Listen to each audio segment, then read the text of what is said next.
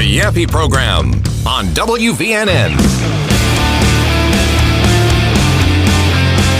You know, if you're an Olympic athlete and someone asks you, what is it like to represent the United States of America?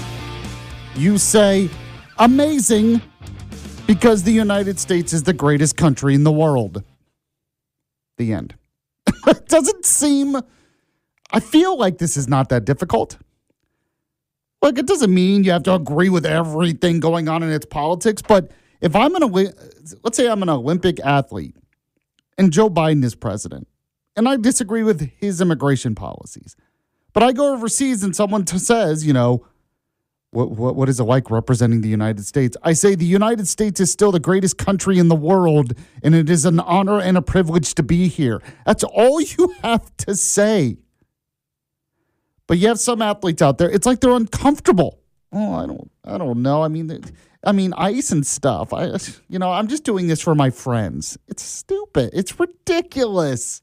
Come on. This is why people get so annoyed at this stuff. Because you can have disagreements over politics. That's fine. But to take that when you're representing your country overseas in a sporting event and act like that means it changes how you feel about your representing your country is so stupid. I can't understand it because I recognize reality that even with the problems we have in this country, it's still an amazing country. So we'll talk about that and much more. And yes, the latest in immigration. You are listening to the Yaffee Program. This is the show where you can count on the latest news, the important guests, and the best analysis, all for your morning commute here on News Talk 770 AM, 92.5 FM, WVNN.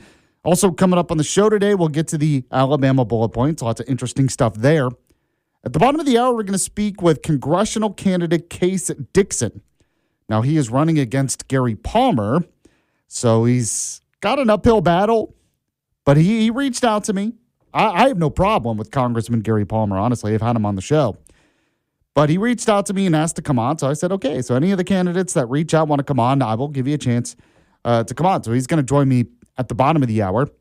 Later on, we'll talk the latest with the Epstein files, because it's funny how a lot of the evidence that's coming out really vindicates what Trump has been saying. And it's been kind of predictable. In fact, I predicted exactly the result here. Now, the usual suspects are not happy. They're never going to be satisfied. So we'll get to that. Now, in the next hour, we'll speak with Victoria Coates, who is a national security foreign policy expert with the Heritage Foundation.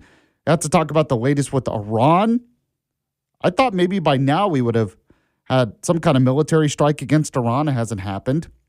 Also, Vice President J.D. Vance is in Armenia, which is kind of a big deal for a vice president, so we'll discuss that. And you have this Hong Kong activist, Jimmy Lau, who was arrested by Chinese authorities. They're sentencing him to 20 years, and there's a lot of talk if Trump can make a deal to get his release. So we'll discuss all of that with Victoria Coates later on in the show. Kelsey's here. He's going to do What's Trending later. You can weigh in on the Yaffee text line, of course, 866-494-9866, 866-494-WVNN, brought to you by RegenesisStemCell.com. So there have been new... when it comes to illegal immigration, in a moment, I'm going to tell you once again, just kind of a reminder why this issue is so important. Why it's important that we have now deported 400,000 illegal immigrants. Now, this doesn't even include people who have self-deported, and there's still a lot to go. And then you have the propaganda press out there saying, yeah, but who are deporting? They're not criminals. Now, I would say that if you're in this country illegally, that is a crime. But also, the stats are not even really correct that they're citing. So let me read this from Fox News here, because the Trump administration is pushing back. The Department of Homeland Security pushed back against a CBS article claiming that most illegal immigrants arrested under the Trump administration have not committed any violent criminal offenses. So CBS reported on Monday that an internal DHS document showed less than 14% of nearly 400,000 immigrants arrested by Immigration and Customs Enforcement were charged or convicted of violent crimes, despite President Donald Trump's vow to go after the worst of the worst. Now, that's charged or convicted, which is a little bit different. Now, DHS Assistant Secretary Tricia McLaughlin insisted on X that this was an inaccurate reading of the numbers, pointing out that the article downplayed several serious crimes by categorizing them as non-violent. So when they say serious crimes, CBS, they're discounting a lot in their stats, which of course they are. It's the propaganda press. But this is what she said. She said drug trafficking, distribution of child pornography, burglary, fraud, DUI, embezzlement, solicitation of a minor, human smuggling are all categorized as non-violent crimes. 70% of those illegal aliens arrested under the president have pending criminal charges or prior convictions. So, I mean, some of those, if they're not considered violent crimes, it's pretty close to me. I think a lot of everyday people would consider that. But it reminds us once again why this issue is important.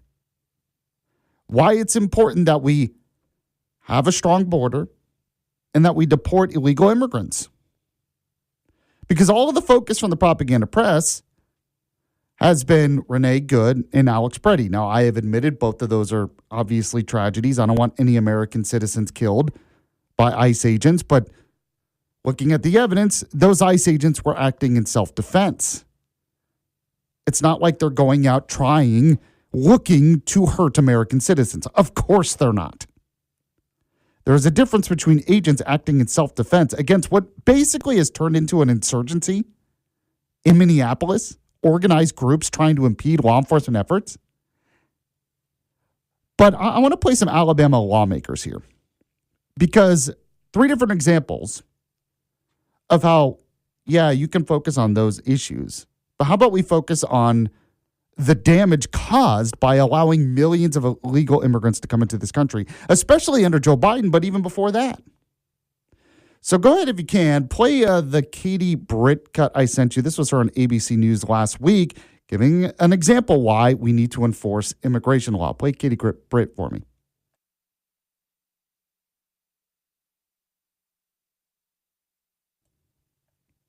Are we having an issue with the audio? Can you play? Is there a path to a deal here? Look, I know that Republicans are operating in good faith, and I sure hope that my Democratic colleagues will do the same.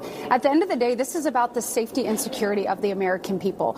We have been left a mess because of Joe Biden's open border policies, Lindsay. I mean, when we are looking at what he did, letting countless millions of unvetted people into this nation, it is imperative that we keep our streets and our communities safe. Look, if the Biden administration had done what it was supposed to do, Laken Riley would still be alive today. So would Jocelyn Nungary. So would Rachel Moran, and so many more. So we're putting the safety and security of the American people first. What Republicans will not do is change the law. What Republicans are not going to do is not enforce the law. And so it is really important to remember we are talking about a funding bill here. We had a bipartisan agreement that was a good bipartisan agreement that dealt with even having funding for body cameras and de-escalation training. That's something that Democrats walked away from.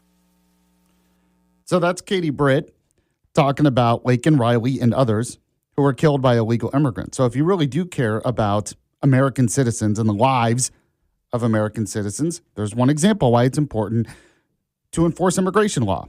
Now, let me give you another example. Congressman Barry Moore has a bill in Congress right now about deporting those who have been convicted of DUIs, which I can't believe we haven't already been doing that. And by the way, Barry Moore, he'll join me on the show tomorrow. He's running for the U.S. Senate. But play the Barry Moore cut for me. It's in the Senate. We actually had a family in my community that was killed by a drunk driver, an illegal alien drinking and driving. And as we began to investigate, and I talked to many judges, under the prior administration, under the Biden administration, the judges would actually have an individual come into the court, be convicted of drinking and driving. They would hand them off to ICE, and then ICE would go down the road and turn them loose. And so we had a kindergartner in Florida killed by an illegal alien drinking and driving on their 4th offense. And so this isn't, you would have thought that would have been in law, right? I mean, you're drinking and driving, you're here illegally, you get caught and you're taken out of the country, but that was not the case. And so now we're trying to codify that. So the next president, I can assure you that Homan and those guys will take care of business now, but it needs to be codified through the legislative process so that ICE has a directive from Congress to remove these people when they're drinking and driving and they're in this country illegally. I mean, that should be common sense. But did you know about that story? Did you know about the story of a kindergartner who was killed by an illegal alien who was drinking and driving under his fourth offense? Did you know about that? No, of course not. The propaganda press won't cover that. All the focus will be on what ICE is doing. None of the focus is, oh, maybe illegal aliens. Maybe it's good we deport the dangerous ones, which the Trump administration is doing. Now, let me give you another example. We have the issue of commercial driver's licenses, where illegal aliens somehow get a commercial driver's license. They can't understand English, and they cause accidents, which we've seen people die. American citizens die because of this. Go on and play the Steve Marshall cut. It's Attorney General Steve Marshall on this issue.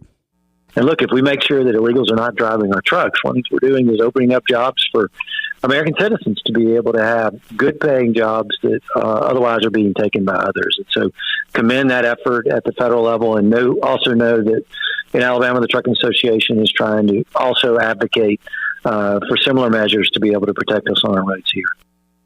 So he talked about at the end there protecting us on our roads, but he mentioned also the economic impact, which there is a real economic impact. So when we talk about enforcing immigration law, it's not just because, oh, we're cruel and we're racist. It's racism. No, there are real effects that having an open border can have on a country. And there are real reasons why it's important to secure the border and to enforce immigration law, because it can have real effects, including, unfortunately, people being killed by illegal immigrants. But it has real effects on American citizens. So I always think it's important every now and then to remind people of that fact as we continue with this debate over ICE and everything else, which looks like there's going to be a partial government shutdown at the end of the week over that issue. If you want to weigh in, you can. We have the Yaffee text line, 866-494-9866, 866-494-WVNN. That's brought to you by RegenesisStemCell.com. Go to RegenesisStemCell.com if you deal with any kind of joint pain. Maybe you have back pain. I had back pain for years. Then I contacted Dr. Charles Lee. They used my own body's adult stem cells to help take away the pain. And it's not invasive surgery. And I was back on the radio the next day. It really has changed my life. Don't you want it to change your life as well? Pretty easy to do. Just got to make an appointment and talk with Dr. Charles Lee, who is an expert when it comes to stem cell therapy. If you have an old sports injury or whatever it might be, they can help you out. Go to RegenesisStemCell.com today, RegenesisStemCell.com. When you do, let them know Yaffee was the one who sent you. We'll be back in a moment on the Yaffee program. The Yaffee program.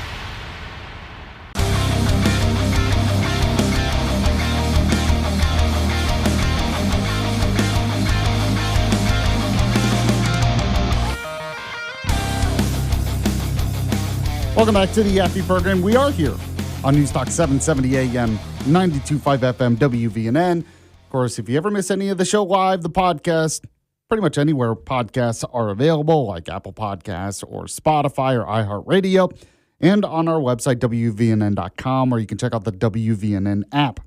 Let's get to those headlines. Once again, we have the Alabama bullet points. Alabama bullet points. Today's headlines from around the Yellowhammer State. Sponsored by Larry's Pistol and Pawn. Number 4 today, the U.S. House passes Adderholt's bill to create a $2.50 coin. That's to celebrate America's 250th anniversary. So the U.S. House of Representatives unanimously passed the bipartisan $2.50 coin for America's 250th Act, is what it's called. The bill is called, sponsored by Representative Robert Adderholt. Now, the legislation authorizes the U.S. Treasury to mint and issue a collectible $2.50 commemorative coin to celebrate the, 250 years. Now, this is 250th anniversary of the signing of the Declaration of Independence, which I'm sure. The coin's obverse features an allegorical figure of liberty holding the Declaration, while the reverse depicts Independence Hall, inscribed with the semi-quincentennial of American independence.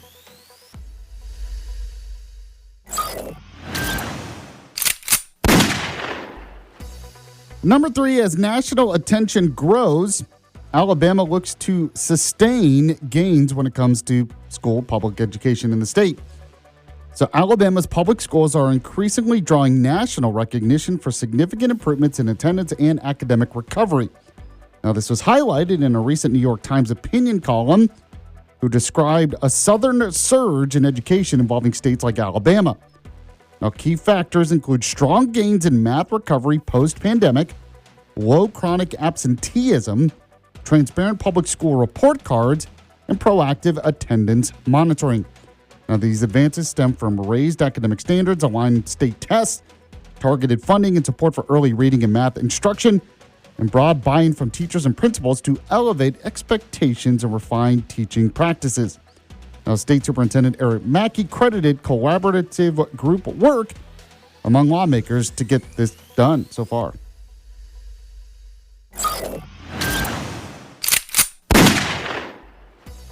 Number 2 today, House Majority Leader Stat Hagen is going to run to be Alabama's next Republican Party chairman.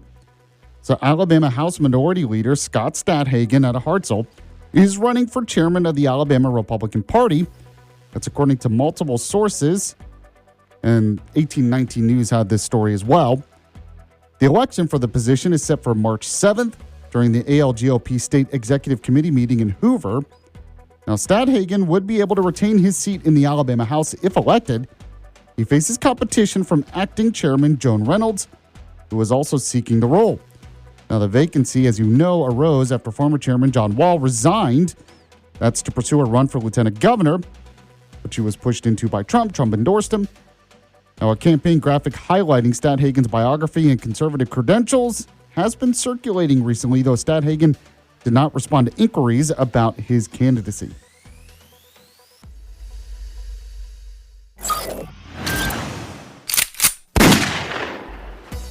And number 1 today, Tommy Tuberville credits Huntsville Mayor Tommy Battle with assisting relocation of U.S. Space Command headquarters to Huntsville. That's right, U.S. Senator Tommy Tuberville praised Huntsville Mayor Tommy Battle for his outstanding leadership and contributions in facilitating the relocation of U.S. Space Command headquarters to Redstone Arsenal in Huntsville.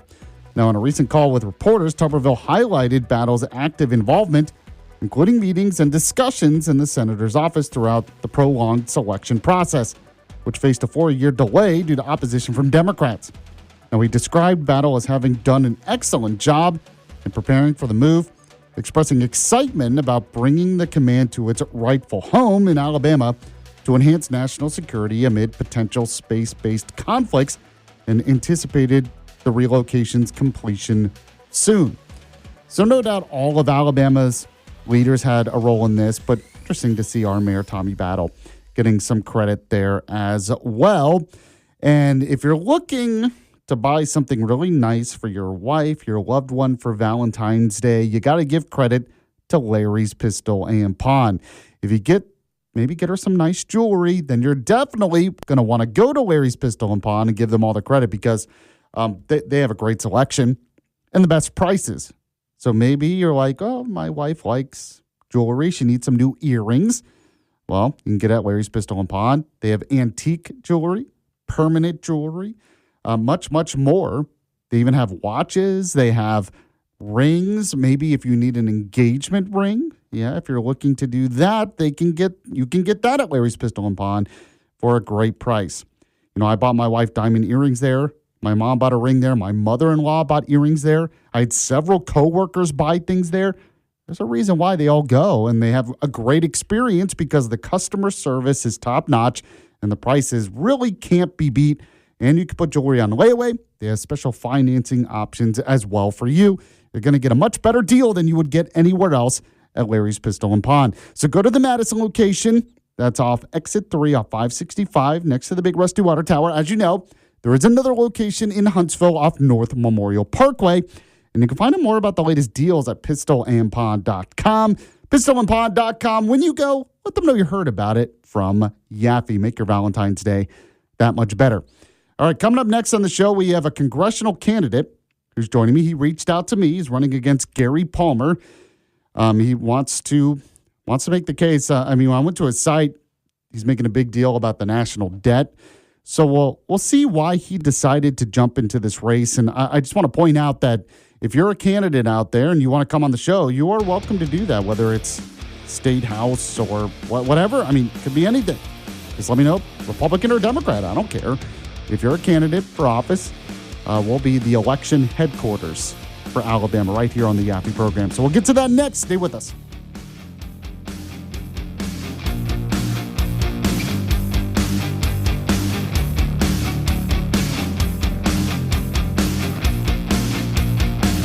You didn't start a business just to keep the lights on. You're here to sell more today than yesterday. You're here to win. Lucky for you, Shopify built the best converting checkout on the planet. Like the just one tapping, ridiculously fast acting, sky-high sales stacking, champion of checkouts. That's the good stuff right there. So if your business is in it to win it, win with Shopify. Start your free trial today at shopify.com/win.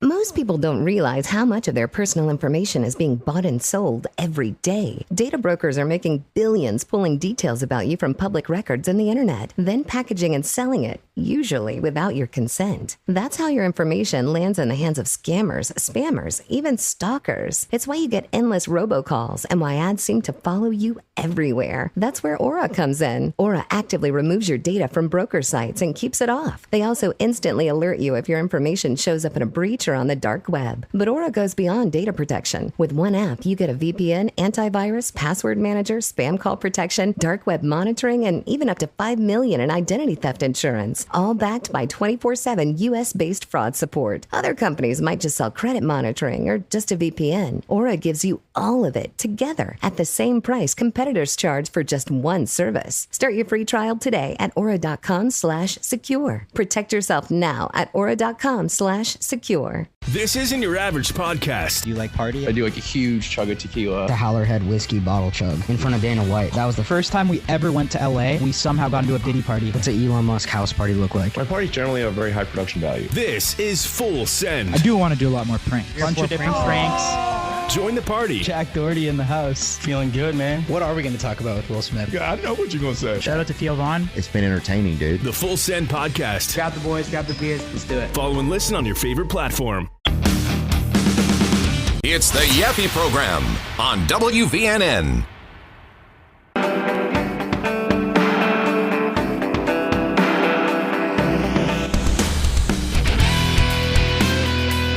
Welcome back to the Yaffee program. News Talk 770 AM 92.5 FM WVNN. Don't forget to like the Yaffee Facebook page. Follow me on X at Yaffee or Instagram at Yaffee Live. And I still get people to say, oh, I thought it was Yappy, because you yap on the radio. No. It's Yaffee. It's my real last name, believe it or not. Yaffee. So if you want to follow me on social media, there you go. Joining me on the show right now is Case Dixon. He is running for Congress in Alabama's 6th Congressional District. He is running in the Republican primary against Gary Palmer. Case, thank you so much for coming on. I appreciate it. Yaffee, thank you for having me. So just to start off, I wanted to ask you what made you decide to jump into this race. Obviously, it's a pretty uphill battle. Gary Palmer's been in there for a while. It's always tough to beat an incumbent, especially in a Republican primary in Alabama. So why did you decide to jump in the race? Sure. So really what made it happen for me was the birth of my first daughter nearly 2 years ago. And around that time, my wife and I also bought our first home, and just the price jump from a few years, it was just astronomical. And so I'm sitting here looking at the way that Congressman Palmer and many in Congress continue to rubber stamp these massive spending bills that are eroding away our purchasing power. And I'm worried about the future that my kids are going to grow up in and how they're going to buy their first home, be able to afford to get by and get married and start a family. And so I think that we need a change in District 6, and so that's why I decided to jump in. Yeah, you went through the exact same thing I went through. I had a daughter. We bought a home. The price jumped. The interest rate jumped. And it was it was a bit of a struggle for us. So, I mean, it's like the exact same thing. Now, obviously, the national debt is a big issue for you. I believe you have the debt clock on your website as well. What is your plan to deal with that? I mean, you said there you just want to vote no against some of these spending bills, but how else do we rein in this government spending? Well, I mean, I think that's the thing right there is we saw over the summer the largest debt ceiling increase in history. But just take, for example, the Senate, and this can be applied to the House as well, but Congress or Senator Paul, he said, look, I like the tax cuts. I like the great things in this bill, but I'm not for the debt ceiling increase. And if we separate this out into a separate bill, I'll vote for the tax cuts. And, you know, there were some critics that said, well, no, then we won't be able to pass the bill because the Democrats will stall and we won't be able to raise the debt ceiling when we need to and X, Y, Z. But the thing is that Democrats always vote for increased spending. And so that's not really a problem there. And I think that when you have a few extra members in the House or the Senate that are willing to stand firm and draw a line in the sand, you will see leadership have to negotiate with these people and with these folks that are actually drawing the line in the sand. But we saw in Senator Paul's case that he was in such a minority that he didn't have that leverage that he needed. And so therefore now we have a debt ceiling increase of the largest in history at $5 trillion. But I think it would have been a different story if we had some more hardliners that were willing to protect taxpayer money and say, this enough is enough. We can't continue kicking the can down the road. So it sounds like you were pretty supportive of some of the DOGE cuts, even though some of those have been erased. You know, I had said at the time, I thought DOGE could end up being one of the more important things done in government in my lifetime. You know, I think it's done a lot of important things, but it's kind of fizzled out a little bit. We need to kind of bring it back. The idea is great, but what do you think? Absolutely. I think DOGE was one of the things I was most excited about and then most disappointed about later on. We learned a lot about, you know, waste, fraud, and abuse and where all of this money is going. But then how much did we actually do about it is the problem. And so it's just interesting to see. I mean, just recently with the appropriations bills, we saw the new earmarks and the $5 billion to the refugee welfare and all these woke ideology things that we're continuing to fund that we just re-upped in these new spending bills. And these were the same folks that were clapping at the State of the Union address whenever we were talking about how much we were going to cut. I mean, it's all a facade, I think, and we need folks that are actually serious about cutting back wasteful spending, but also just unnecessary spending that drives up the national debt that leads to unaffordability.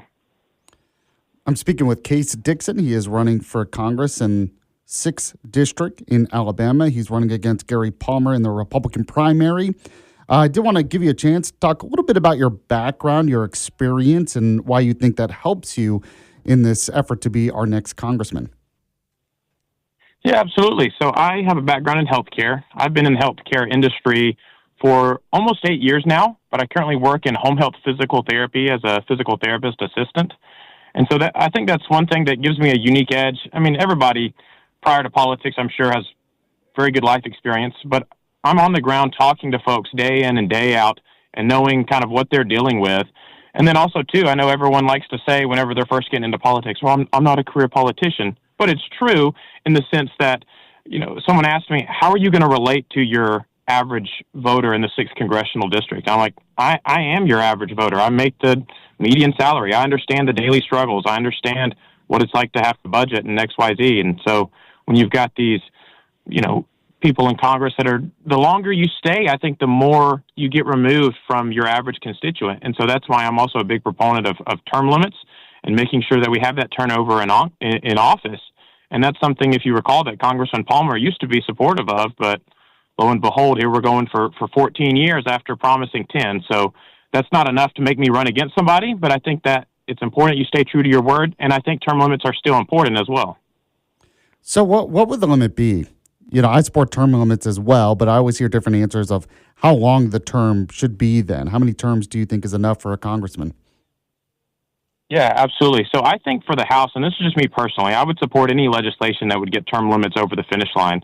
But I would support 4 terms in the House, so 8 years, and then 2 terms for the Senate for 12 years. And I think that really coincides well with the positions, because the House therefore could serve through a full administration of a president, get the full 8 years if the president was reelected, and then the Senate would be able to, being this more senior position, get 12 years if they were reelected to 2 terms and help that transition period between presidents. I think that could be helpful.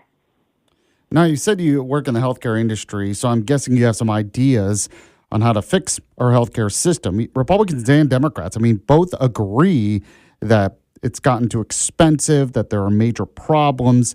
The difference usually is the solution. Now, Gary Palmer, your opponent, did put forward a bill that had part of a solution when it came to more options when it comes to health insurance. But what are your solutions? How do we help fix this system? I think the number one thing that we need to do is actually decouple benefits from your employer. And by saying that, because right now your employer has provided tax benefits, they can write off a lot of expenses, and it's very incentivized for them to offer benefits. But whenever you think about it, if you were to offer those same benefits to the actual employee and say, hey, look, you can buy your insurance pre-tax, and then that way it's equal between the employer and the employee, not only would that bring the cost of health care down, but also that would allow employees more mobility with their job. Also, it would stop suppressing wages, and it would put more competition into the market. But then also, I think that you have to have a real risk pool. It's the same way with your house or your car. If you get in 10 car accidents a year and your car insurance has to keep insuring you, the prices are going to go up for everybody, and the guy that has no accidents every year is going to be paying for everybody else's car insurance. And so I think there's several other options, but the 2 most important is putting more options into the market, more competition, giving people real choices, but then also having a real risk pool. I'm speaking with Case Dixon. He is running for Congress, Alabama's 6th district, running against Gary Palmer in the Republican primary. I did want to ask you as well about foreign policy. Trump's made a lot of news about foreign policy. Do you support his moves when it comes to Iran, when it comes to Venezuela, when it comes to the drug cartels? What do you think? Generally, I'm not supportive of those moves. I think that, we had been promised no new wars under President Trump, and then also in regards to foreign aid as well. And it's still overseas involvement, just the general, hey, we're going to be involved in everyone else's business. I think that we've seen in years past that has been to the detriment of the United States. And so while we have Congressman Palmer continuing to support things in the NDAA that reauthorizes involvement in, say, Syria, well, we had 2 National Guardsmen from Iowa and a translator that were killed in a terrorist attack in Syria a few months ago. And I'm sitting here wondering, why do we still have these people over there? It's not benefiting us. It's putting Americans in harm's way. And I think Americans are just fed up of focusing abroad. It's really time that we bring things home here. We've got $38.5 trillion in national debt. We've got healthcare costs soaring. And then we have Congressman Palmer and others that continue to focus on things that are not to the benefit of the United States. And so I'm really not interventionist in that regard, in that we really have more issues that are hitting Americans in their daily lives. Because I don't think a lot of people wake up and think, how can I make Ukraine's life better? Or what's going on in Ukraine? They're worried about putting food on the table, paying for insurance, and supporting their families. So, it sounds like you're kind of in line with Rand Paul, who has said those things. So I just want to get a little bit specific, because you said you're generally not supportive of those things. So you do not support grabbing Maduro, bringing him back to the United States. That's kind of the latest example of something Trump has done that got a lot of Republican support, but Democrats have been against it. Some libertarians have been against it. What do you think about it? I personally, I'm not for it, and I wouldn't want to get involved in that. However, I do think there is something to be said about Congress acting. And if you want to get involved over there, then I think that Congress should vote on it. So I'm not saying that never, like I said, if I was in Congress, I would vote against it, and I would say we don't need to get involved over here. However, just speaking of that action in general, I do think that constitutes offensive action that is really a war. And so I think that it's time that we have Congress, and that's another gripe that I have, really, is that we've got too many right now in Washington. Look, you need to try to coalesce as a team and get things accomplished, but at the same time, these are separate branches of the government, and we have to have a Congress that is willing to have a spine, just like we talked about earlier, in regards to the spending, but also in regards to reasserting themselves and not having the executive branch overstep, because, I mean, long term, that's going to erode people's liberties. That's going to really just centralize power in the executive branch, and that's not good for I think, this country moving forward. And so, like I said, I'd vote against it, but even aside from that, I think it was unconstitutional and was really usurping the people's representation in Congress. Case Dixon, he is running for Congress against Gary Palmer in Alabama's 6th congressional district, separating himself from Palmer there a little bit and the president there a little bit. Case, before I let you go, just want to give you an opportunity, tell people how they can find out more about you, your campaign, everything else. Yeah, absolutely. They can find me on all social medias at Case Dixon, and then also they can find my website at Dixon, Dixon, FORUScongress.com. Case, really appreciate you coming on the show as always. We'll talk to you again in the future. Thank you so much. I appreciate it. All right, there you go. If anyone wants to respond to that, a couple of different ways that he separated himself from Gary Palmer, maybe even Trump. He wants to be a hardliner when it comes to government spending, but he also wants to be pretty much non-interventionist, like Rand Paul, and believes at the very least there should be a vote on it in Congress, but he said he would vote against a lot of those military actions. So tell me what you think with that. I mean, we're not in his district, but if you were in that district, would you vote for him over Gary Palmer? Tell me on the Yaffee text line, 866-494-9886, brought to you by RegenesisStemCell.com. We'll be back in a moment on the Yaffee program. You're listening to Yaffee on WVNN.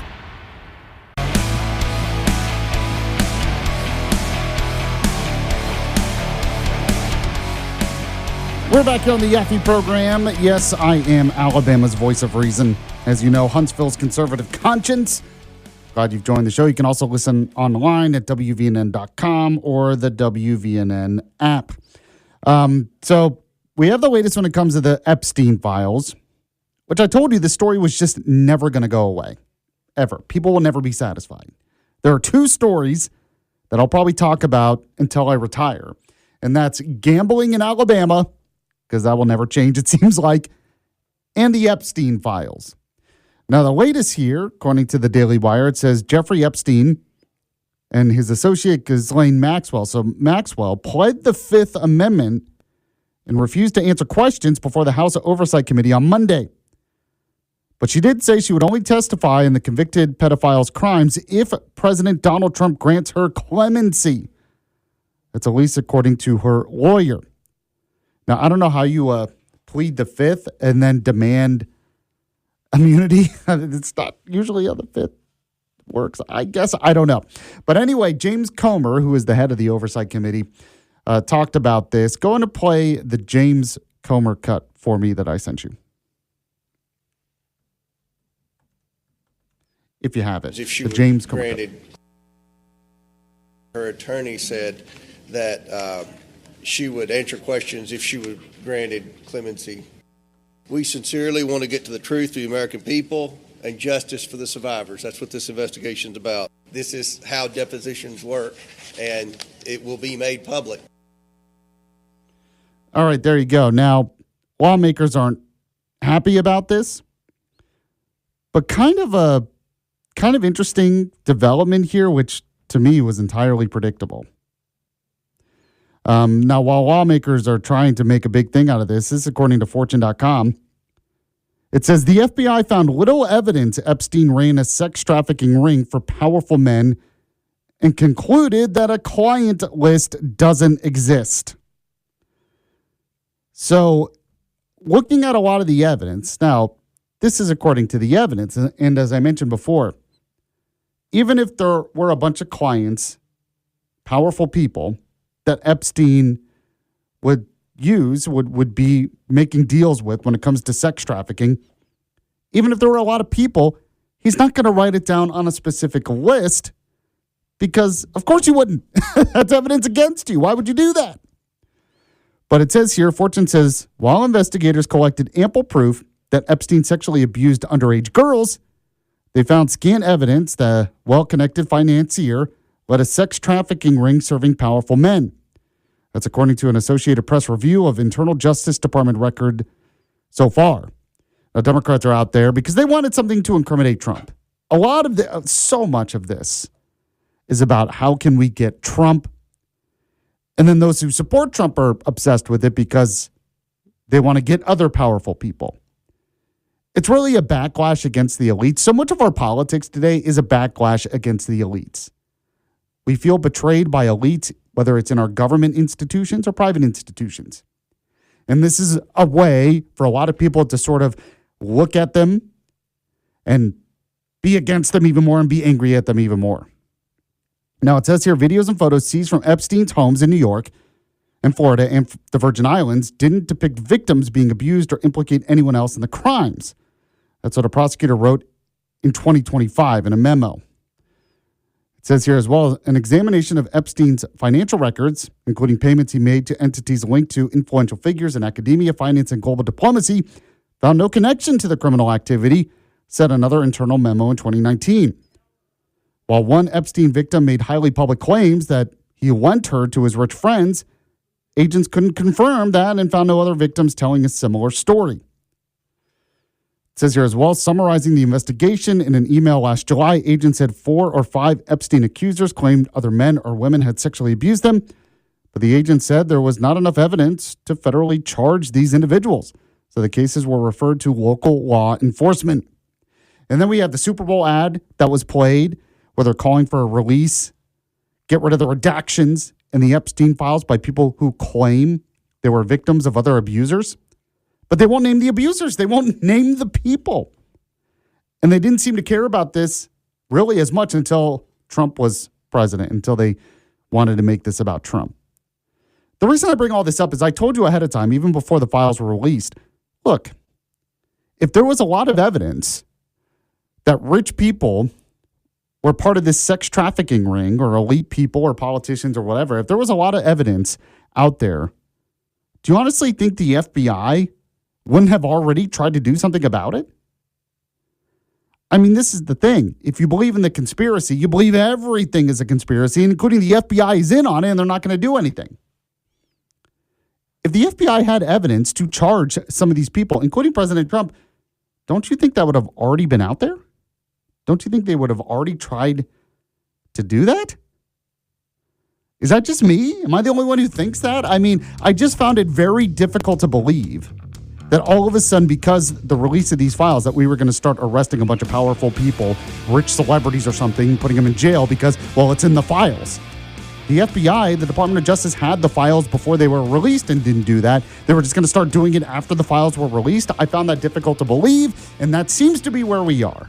Seems to be pretty predictable. All right, Victoria Coates joins me next here on the Yaffee program.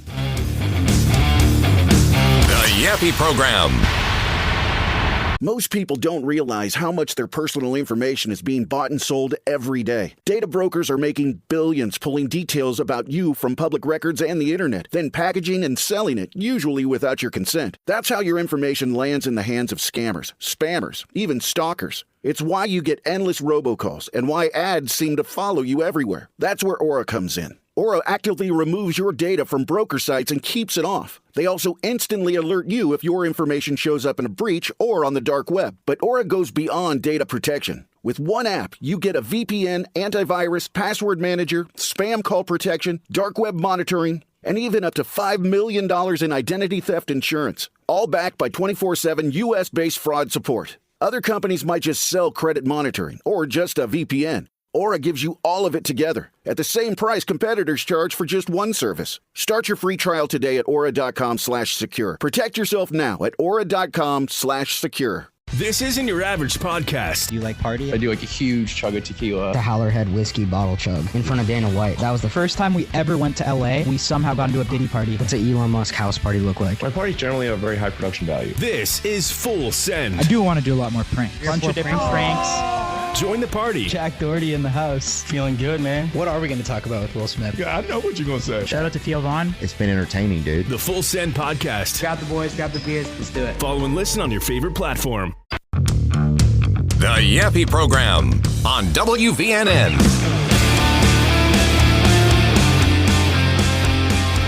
News Talk 770 AM, 92.5 FM, WVNN. Second hour now of the Yaffee program. I am Alabama's voice of reason. Huntsville's conservative conscience. You can always weigh in on our Yaffee text line, 866-494-9866, brought to you by RegenesisStemCell.com. Headline here from NBC News. It says J.D. Vance, vice president, is in Armenia. It's a country no sitting U.S. president or vice president has visited before. It says Vance is offering economic opportunities to Armenia as the Trump administration works to advance a deal aimed at ending the country's decades-long conflict with Azerbaijan. So we got to talk about this, also the latest with Iran and more right now with Victoria Coates, who is with the Heritage Foundation, also former Deputy National Security Advisor under Trump in his first term. Victoria, thank you so much for coming on. Of course, good to be with you. So what do you think about this? Seems like a pretty big deal that J.D. Vance went to Armenia. I know he's also going to the Winter Olympics or was at the Winter Olympics, but what do you think? Yep. No, this is a really big trip for the vice president, and I saw that my friends Andy Baker, who's his national security advisor, and the deputy national security advisor to Secretary Rubio, and Aryeh Lightstone, who's part of Steve Witkoff's shop, were with him. So they are, I think, really hammering out the details of the agreement the president got to last year between Armenia and Azerbaijan, which essentially creates this kind of corridor through the contested territories for commerce, the movement of people, resolves the kind of territorial tensions, if you will, between, for want of a better word, between Azerbaijan and Armenia, and allows us to move on. And both countries have a lot to offer the United States. Azerbaijan is larger, a very oil-rich country. It has had normalized relations with Israel since 1992. They have a very close relationship in a very strategic location with neighbors such as Iran and Russia. So that's quite a location. Armenia is smaller and poorer, but has one of the oldest Christian communities, if not the oldest, on the planet, a very, very rich culture, and both countries have strong diaspora here in the United States. So there's a lot of reasons we would like them to be at peace with each other. I think this is a very big technical step towards implementing the agreement the president got to.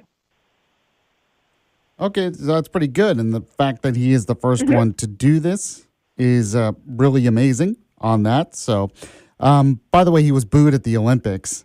Of course, the mainstream media, the propaganda press are going to make a big deal about that. Any thoughts, though, about skiers who booed him? Yeah, I mean, any thoughts, though, that some of the athletes are coming out and, my criticism was if someone says, how do you feel about representing America? Just say, amazing, because America is great. Even if you have political differences with the current president, it just seems like America is still great, right?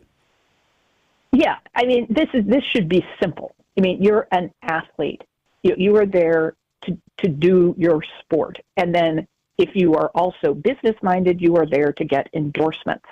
And saying you don't like America is not a great way to do that. And so this goes back to that episode at the Australian Open where that journalist was demanding American athletes talk about ICE and immigration. This politicization of sport is just, it's as bad as the politicization of entertainment. Because you're a public figure, not everybody needs to know your every thought. And so when that freestyle skier came out and expressed his concerns and his mixed emotions about America, I think the backlash was immediate and strong, and he has had to walk that back. And so, I think that is a good lesson that if you are a professional athlete, you should focus on your sport. But one other thing, Yaffee, that struck me this week is when they were when the New York Times was covering the Super Bowl, which I didn't watch because the Eagles weren't in it, but the New York Times said the most important person at the Super Bowl was Colin Kaepernick because he had stood up for social justice 10 years ago. I think it's like, no, Wow, I missed that. It's worth looking at. It's really gobsmacking. And, wow. To say a player who has not set foot on a professional football field for whatever it's been, 6-7 years, is somehow this major figure in San Francisco at the Super Bowl. It's just, not everything has to be political. It's okay.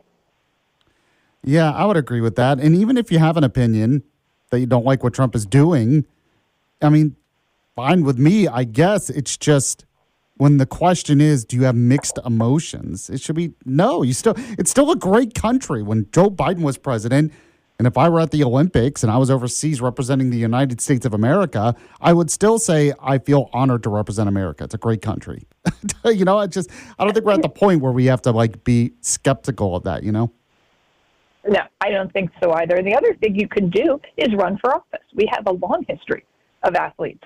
Jim Bunning was a senator for years and years, and Steve Garvey ran for the Senate 2 years ago. So you have options. I'm not saying you can't express your opinions or be politically active. Just don't do it when you're actually performing your profession. Gotcha. I'm speaking with Victoria Coates, who is a national security foreign policy expert with the Heritage Foundation. So are you surprised that President Trump hasn't ordered some kind of military strike against Iran? We had the massive protests a few weeks ago. Trump threatened Iran. They still killed a lot of protesters. He says he wants to make a deal. I don't see Iran actually making a deal. You have the aircraft carrier group that's in the region, but so far we have not had any military strikes against Iran over this. What do you think? No, and I think the folks who track the pizza sales by the Pentagon are becoming exhausted since they have to do their job every day now. But this is very similar to what we saw in the lead up to the 12-day war last year, where the president was talking to the Iranians, offering them a deal. Deal looked pretty much like the deal that's on the table now. You come clean about your nuclear program, you reduce your missiles, and you stop terrorist proxies. And that he was sincere in May when they were having those conversations, and I think he is sincere now. Now, the Iranians, as you point out, are not sincere in any way, shape, or form. And the president's fond of saying they've never won a war, but they've never lost a negotiation. He knows what their tactics are. We're all seeing it play out in Oman. It is a big waste of time unless they are under so much economic pressure that they have to make these kinds of concessions. And so maybe they're not quite there yet, but they're awfully close. So it could be, that we can get to a point where they are willing to do that just for sheer self-preservation. However, so what would a deal look like, though? I think it would just be those three simple things. You're going to have to come clean about the nuclear program. These are the sites we want to see. We get quite technical about that. We want to go into your academic sites. Those are some facilities that have never been inspected because, it's a university. No, it's not. It's a nuclear study site. And so you'd have to be really intrusive on that. You'd have to beef up the IAEA to make sure they can do this work. So I agree with you. It's unlikely. But because of the enormous economic pressure the regime is under, it is possible. So I don't blame the president for taking his time here. Now, that said, we were having a lot of the same conversations in the lead up to the 12-day war and the lead up to the Maduro operation, where everyone was saying, why is all this stuff in the Caribbean? Why do we have, the biggest military buildup since Iraq happening? And then on January 3rd, we found out why. So my guess is we have something very similar going on here, that if they do make significant concessions, he'll listen. But otherwise, I think they're going to get all their ducks in a row, hammer out a plan. Prime Minister Netanyahu is coming to the White House tomorrow on his 7th visit in the president's first term, first year of the president's second term. So, I think everything is pointing towards an action, but we'll see what happens. Speaking with Victoria Coates, she is a national security foreign policy expert with the Heritage Foundation. You can always read her stuff at heritage.org. I wanted to get your reaction to this as well, and I'm going to read some of the story from CNN right now. It says, former Hong Kong media tycoon Jimmy Lai has been sentenced to 20 years in prison, ending a years-long legal battle that has come to define Beijing's transformational crackdown on the once freewheeling financial hub. Now, the 78-year-old self-made billionaire was among the highest-profile government critics charged since Beijing imposed a sweeping national security law on the semi-autonomous southern city in 2020. So all the talks about freedom for Hong Kong doesn't look like there's freedom for people in Hong Kong, and someone is paying the price for it. What do you think about this? No, this is horrific. This is essentially a death sentence for Jimmy Lai. He's in his late 70s. He's not well. He's been kept under solitary confinement It is cruel. It is gratuitously cruel. They are demonstrating what they are willing to do to one of their most prosperous, productive citizens in order to send a message to the rest of the Hong Kongers that the party's over.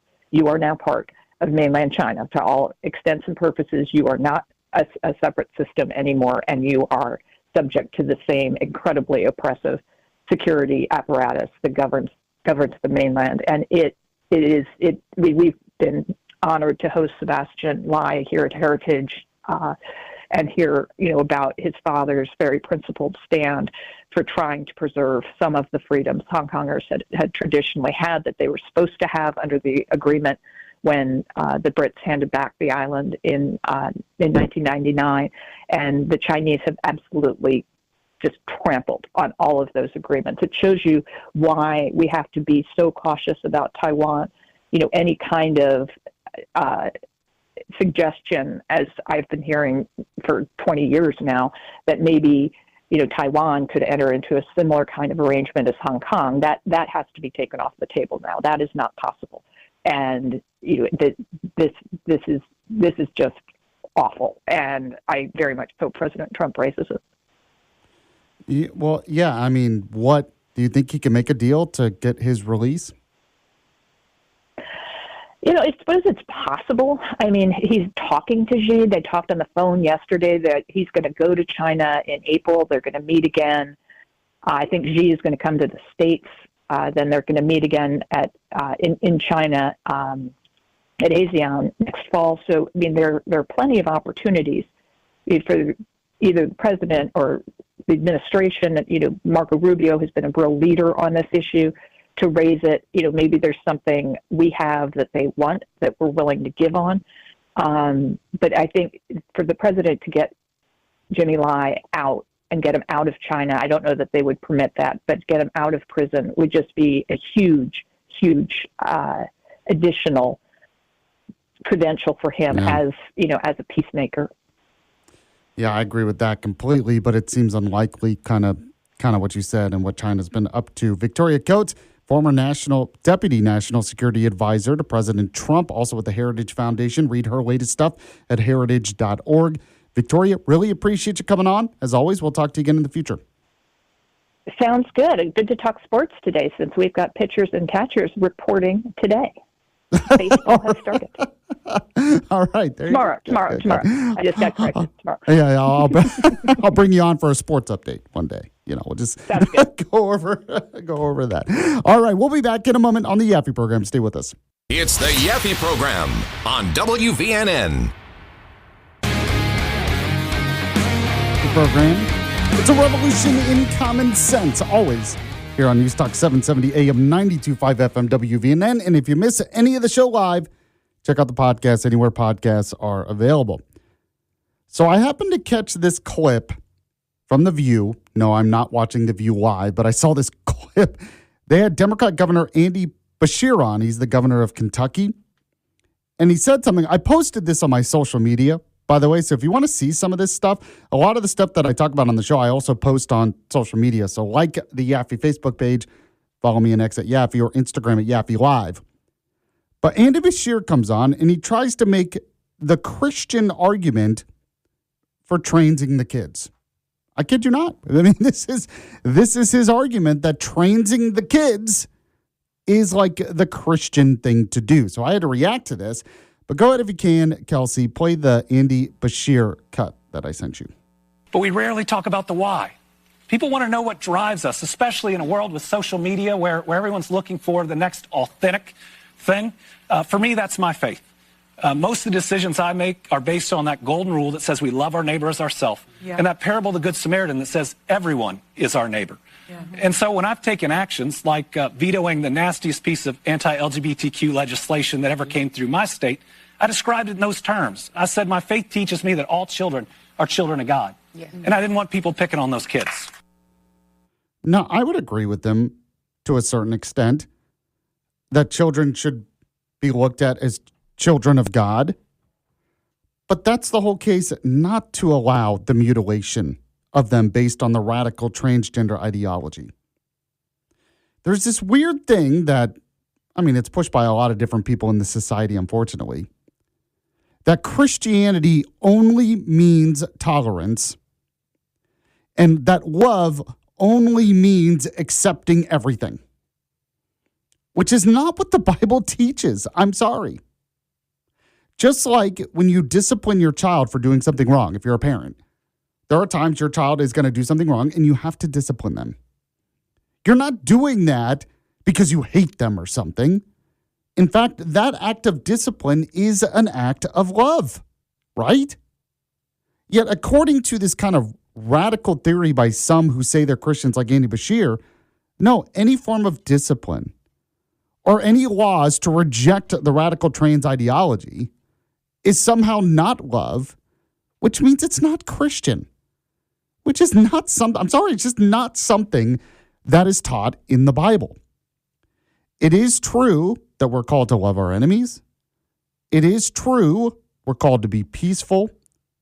We fight through the word of God. We're not supposed to be violent. All of that is true. We are supposed to be tolerant. But that's not what's happening. What's happening in a lot of places in our country, especially when it comes to the trans stuff, but other stuff as well, they don't want tolerance. They want validation.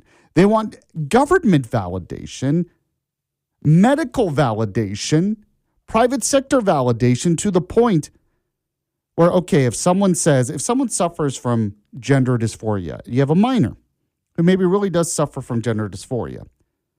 Now, sometimes it can be a fad. We all go through fads as kids. That's why you don't allow kids to have tattoos, for instance, or everything else, because they're not mature enough to understand it. But there might be some kids who really do suffer from gender dysphoria. Why is it considered an act of love to go through some kind of surgery, hormone treatment that can have permanent damage, which we have seen? We have seen detransitioners win lawsuits now because they went through some kind of treatment when they were young and they regret it because, of course, they regret it. So if you pass laws in a state that says we're not doing that, we're actually going to try to protect kids from a lot of this madness. It's not good for kids as they're developing, as their brains are developing and their bodies are developing. It's not good to expose them to all this nonsense. That isn't about hate. That isn't about whatever Andy Bashir was talking about. No, honestly, it's about protecting children because we love children. It's about protecting other people. And I also remind people that, yes, the Bible talks about love, forgiveness, tolerance, but it also talks about repentance. The whole reason why Jesus forgives you, he took the punishment you deserve, but he also calls you to repentance and to holiness and righteousness. The whole point is that you can be forgiven so you can use that forgiveness to turn around. Repent literally means to turn around. That's what the word means. So you have the forgiveness, the debt is paid, and now you can turn around and walk with Jesus towards holiness and righteousness. You're never going to fulfill that perfectly, but that's the goal. And yet so many people, they forget about that part of it. They remember the forgiveness part of it. They remember the tolerance part of it, but they never want to remember the repentance part of it, the righteousness part of it, the discipline part of it. They never want to remember that part. So this idea that we need to train the kids because that's the Christian thing to do is completely absurd. It's not in the Bible, and it's very dangerous, in fact, for the next generation. All right, we're going to have some lighter stuff. Next, of course, Kelsey does What's Trending. You're listening to the Yaffee program. Back in just a sec. You're listening to Yaffee on WVNN. This isn't your average podcast. This is one of the most, if not the most controversial podcasts. This is Full Send. Do you like party ever? I think Post Malone told me once he went to like one of your parties. What was the biggest after party you guys ever did? We had one with you guys. I know, that was lit. Unfiltered conversations. I'm not going to say any names, but We got Dr. Phil pulling up. Jake Paul's coming in today. Benjamin Netanyahu, he's about to walk into the podcast right now. I feel like he'd leave. Yeah, maybe. The Full Send podcast. This is so crazy. Follow and listen on your favorite platform.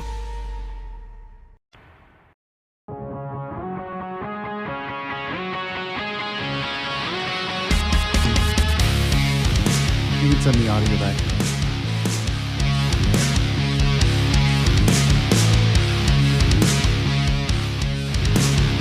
Welcome back to the Yaffee program. Good to be with you today on News Talk 770 AM 92.5 FM WVNN. You can always listen online at WVNN.com, the iHeartRadio app, the TuneIn Radio app, or any of your smart devices. Kelsey is here as well. Let's get right to it. We have What's Trending with Kelsey. Keeping you up to date with all that's trending in your world. Oh, they have the internet on computers now. You guys know how to post videos to Facebook? It's What's Trending. Sponsored by Coleman Furniture Market, located in the heart of Coleman, Alabama. Get the latest brands, the latest trending in furniture. In fact, let's see, in my house, my living room furniture. So my couch, my love seat, my recliner, the TV stand, all from Coleman Furniture Market. There's a reason why. I mean, it's great stuff. The couch is a Lazy Boy couch. Lazy Boy furniture. It's really comfortable. I have fallen asleep on it many times. So if you're looking for that, top brands, but also great prices, and for them to deliver it to your home, set it up for you, go to Coleman Furniture Market today. You can find out more information on the website as well, ColemanFurnitureMarket.com. As I mentioned, they can deliver in anywhere in the state of Alabama. Their in-house design team is there as well to help you out, pick what you want, because you can be overwhelmed. If you go to the showroom, there's so much to choose from. It can be a little overwhelming, so they can help you out with that as well. Coleman Furniture Market. When you go, let them know Yaffee was the one who sent you. All right, Kelsey, what's number 5 today? All right, Yaff. So number 5 today, me and Bugsy have been in this race forever to try to find the weirdest holidays, right? Every day. Yeah. If I'm right, she's continued doing that. Yes. From what I've caught up with it. So number 5 today, some crazy holidays that we have today. Yaffee, are you a fan of cream cheese brownies? No, that does not sound good at all. Well, actually. cream cheese brownie. It is cream cheese brownie day today. I mean, it's basically like cheesecake, but a brownie. This sounds amazing. I don't know how you're not into this. I don't like cheesecake. Oh, man. And I'm not a big chocolate guy, but this sounds amazing. Okay. I don't know how you don't like cheesecake, so. Yaffee. Okay. Oh, I know. That's what everyone says. All right. A couple of, dual holidays today. We have Extraterrestrial Culture Day and Extraterrestrial Visitor Day.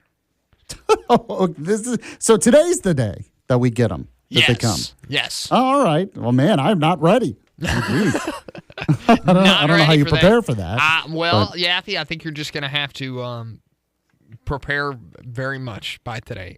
By the time you get home. What do I do? I don't know. Maybe you get you can get the Ouija board out. That might help. I mean, that'll help with ghosts. I don't know if that helps with aliens. But well, that's true. Maybe there's no exact science I'm just gonna welcome it. I figure if I'm nice to them, they won't kill me. Maybe yes. Give them a handshake. Have them learn English real quick. They might already know English, right? They could probably have been like studying. ET, I'm sure. Yeah. Oh yeah. Bring up YouTube. See if figure out what language they're speaking. Try to speak their language. Yeah. One of the two. That'll right? work. Yeah. All right. We also have a little less chaotic holidays today. We have National Flannel Day. So that's your day. You love yourself some flannel, don't you? You know, I've been wearing a lot less flannels. Really? Yes. Wow. I have changed. Kelsey, I'm still wearing changed. my short shorts. Don't worry, Yaffee. Okay. We also have National Home Warranty Day. So. Oh my gosh, stupid home warranty. Have any home warranty? You have a home warranty. It is. See, that is what every spam call is about. Mm-hmm. It's either your home's warranty, your car's warranty. I still get letters that's like, open this immediately. Do you know your home warranty has expired? It's like, dear God, leave me alone. So, all right, what else? So if for these two names, there's 2 name holidays today, meaning they're celebrating people with this name. So we have National Julio Day as well as National Luis Day. National Julio or Luis Day. Yes. All right. Yeah. And then to end it off today, we have Valentismus. Valentismus? Yes. Oh, dear God. Valentismus. I'm scared to ask. Go ahead. What? I don't. I'm assuming. You didn't look it up? No, I did not. Remember, Here, I'll ask Grok. I'll ask Grok here. You keep going, but. Okay. It's just spelled Valentismus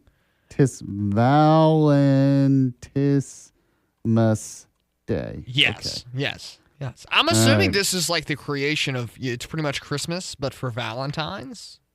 So Grok says, Happy Valentismus Day, a modern, laid-back holiday that's basically the chill middle ground between Christmas and Valentine's Day. Founded in 2019, created to give people a relaxed, low-pressure day to celebrate love in a broader sense, like family, friends, platonic affection, and just general appreciation without the intense romantic or gift-giving expectations that often come with Valentine's Day itself. So it's a non-romantic Valentine's Day. Yeah, it's kind of like Christmas and Valentine's Day without gifts. That's all of Christmas is gifts. I don't understand this. This is completely out of my That's all sphere Valentine's of Day understanding. is, let's be honest. Well, yes, that is true. That's the point. It's like it's all the parts you're supposed to celebrate where we focus on the gifts. Oh, okay. So they're trying to bring us back down to earth. I guess. All right. I don't know. Let's go back to apples for Christmas. That's what it should be, right? Yeah, that sounds terrible. All right. What's next? What's number 4? All right, number 4 today, Yaffee. So some news from New York City from the Super Bowl. So according to New York City Water on Twitter, New York City saw a significant reduction in water usage throughout the 5 boroughs during the Super Bowl's halftime show with Bad Bunny the other day. But in the 15 minutes right after the show ended, there was a spike in equivalent to 761,719 total toilets flushing across town. That's a lot of going in the sewers. But because they were all holding it till after Bad Bunny. Everybody wanted to see Bad Bunny's halftime performance in the bureaus. Okay, say so. You know what's really funny about that? I mean, I talked about Bad Bunny yesterday, but what's really funny is seeing all the videos from the stands. Because if you were in the stands, you couldn't tell anything that was going on. No, I mean, it was completely, everything was blocked from the stands, essentially. Just like, it's just total reverse of what a halftime show used to be. I find that funny. I mean, the roots of it starting off as pretty much a circus, and then in the 90s, they flipped it to live performing artists, and it used to look like there was a lot of energy in the halftime show, and now it's just too directed to TV. Yeah, I think it's too produced. I'm with you. I think it's time to take a step back. I agree. Yes. I agree. All right, what is number 3? All right, number 3 today, Yaffee. So there's a Minion ice skater about to perform at the Olympics today, actually. So let me explain this a little further. So like the Minions, like the movie, right, with Gru and all that, right? Yeah. So this skater is named Thomas Laurent Garino Sabate, and he was finally looking forward to performing his fan favorite figure skating short program for the Winter Olympics. But there was some controversy with this, notably his proper approval for music being licensed and used during this. So he used a system called Click and Gear to use 4 cuts of Minion music. But last week, Universal Studios asked him to provide more details on the music he was using in the Minions-inspired outfit before he was wearing it. But he quickly got a lot of it figured out. He had to ask for permission directly to Pharrell Williams to use one of his songs, Freedom, in it. But all comes to the point is we will see a Minion-themed figure skating act today in the Winter Olympics. I mean, gonna wear the costume? Yes, the costume is involved. He'll be dressed like a Minion. Like a full Minion? Yes. I want to know what this costume's gonna look. Is it just like a regular Halloween costume, or do they make it some kind of creative Well, it's thing? like a Halloween costume, but it's like if you picture one that's made from scratch, right? So he's got the overalls on and the undershirt. That's essentially what it looks like. Oh, they actually released a picture? Yes. That's essentially what looks like the outfit. If you want to look it up, it's up. Thomas Laurent Garino Sabate. Interesting. Mm-hmm. Oh, yeah, I see it. Okay. Mm-hmm. Okay. I mean, it's kind of, you're like a homemade costume kind of thing. Mm-hmm. That's very weird. That's all. I thought you would find it entertaining, yeah. That was very strange. You know, it's funny. They had the commercial for the Minions movie. I guess there's another one. I don't know how many there are. It scared my daughter because there was like a monster. She did not like it. During the Super Bowl? Well, yeah, the commercial's like Minions and monsters. Oh. And you hear like a monster growl. And well, I saw scared Evie. I didn't see I don't know about the growl one, but I did see the one where the minion was running toward the camera and he kept getting bigger because he was coming closer to the camera. But maybe that was the one with growl. I don't. Yeah, remember. I don't know. I just know it's like Minions and Monsters. Yeah. And she loved Bad Bunny. She loved the halftime show because they're all dancing. So Well, she wants yeah, to dance, of course, yeah. but she didn't like that. Who would have thought the Bad Bunny she would have liked? The Minions she didn't like. So I don't know what that means. That's all right, what's number 2? All right, Yaffee, number 2 today. So the Tuscaloosa judge, Daniel Pruitt, has now, Charles DiBiaco, the whole situation with Alabama's basketball team and letting DiBiaco play for the last couple of weeks with the temporary restraining order put in place, he is no longer eligible to play for the University of Alabama.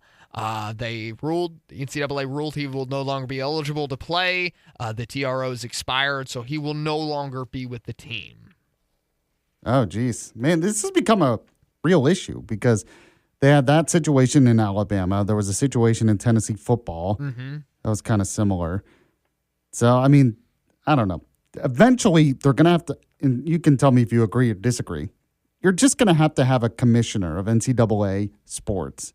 And there's going to have to be some regulation here of what is actually a college sport versus turning this into just another pro sport. Well, the problem right now is I do think there needs to be a commissioner, and you have to put the right guy down, someone who is Saban or is Saban-like.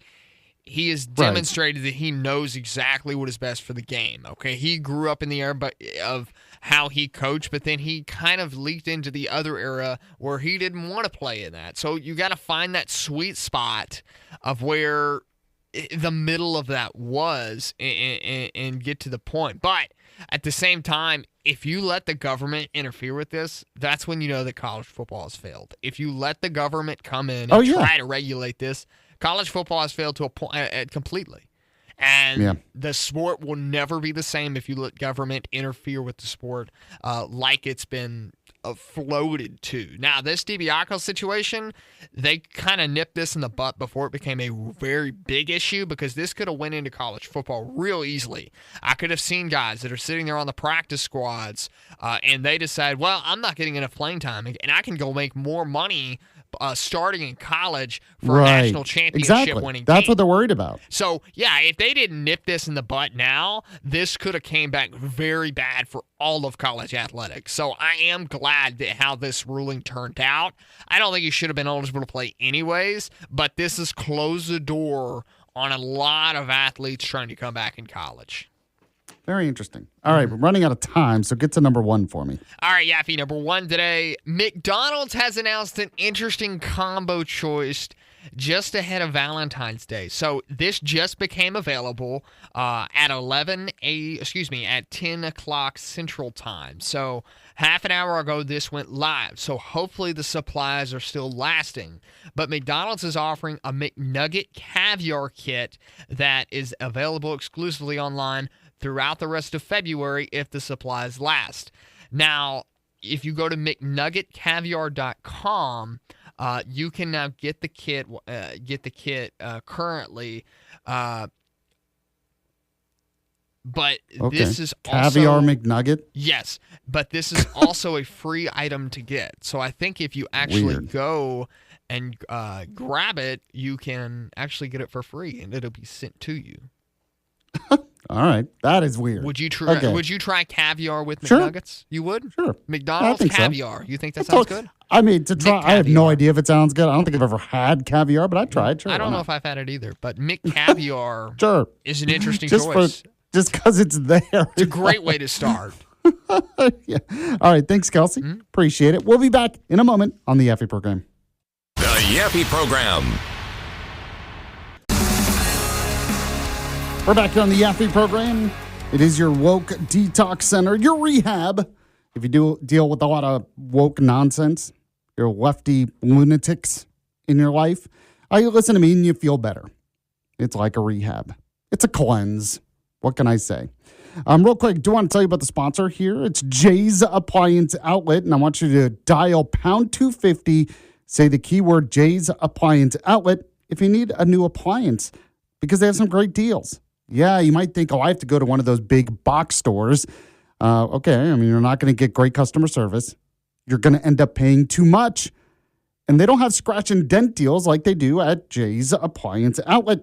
So I want you to go there today. They're located in Athens off Highway 72. You can also go to the website, jaysapplianceal.com. They're family-owned and operated. They're going to give you a great customer service and a great deal, whether you need a refrigerator, washer, dryer, dishwasher, stove, microwave, oven. They can help you out. Jay's Appliance Outlet. Call pound 250. Say the keyword Jay's Appliance Outlet. When you contact them, let them know Yaffee was the one who sent you. All right, to end of the show today, I wanted to do this. I haven't done this in a while. Something that made Yaffee laughy.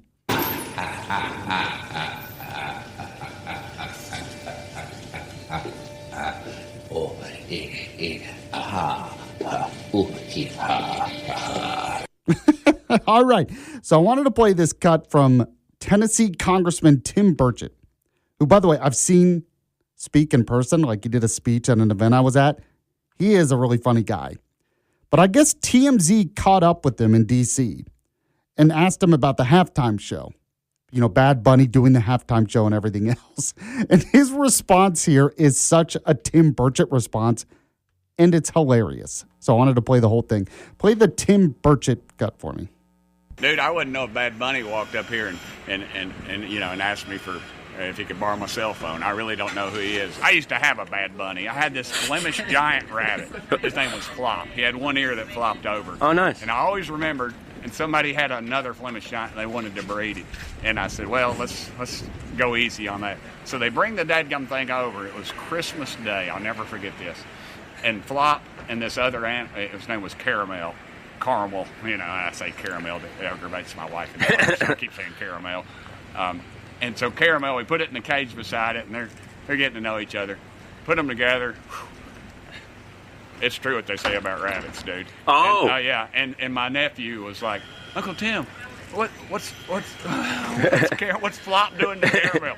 And I go back in the house, dude. It's not my job to give the sex talk here. Oh my God. And then about a week later, Flop died of a heart attack. So what do you know? I guess he died doing what he loved. So there you go. I mean, that is Congressman Tim Burchett. Somehow took him not knowing who Bad Bunny is into a story about how he had a Bad Bunny. And then the Bad Bunny did bad things and died of. Of all the things I would expect, a member of Congress to say when it came to that conversation, there you go.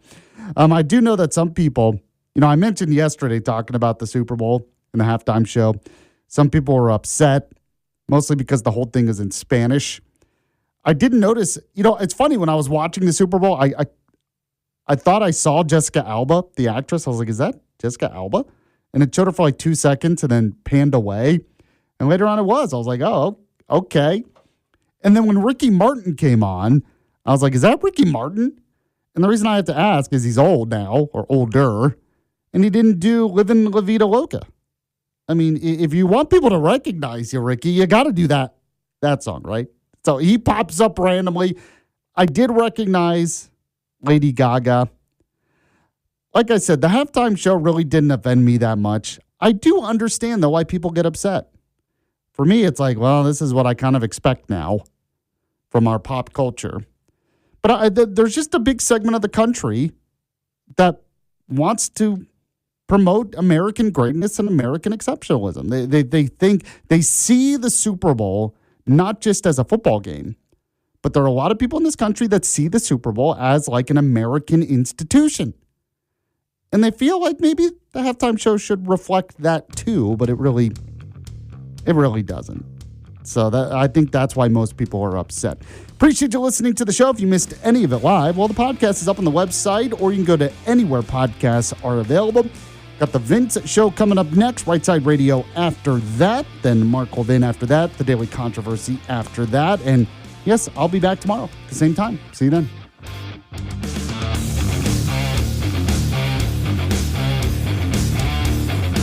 It's the Yaffee Program on WVNN.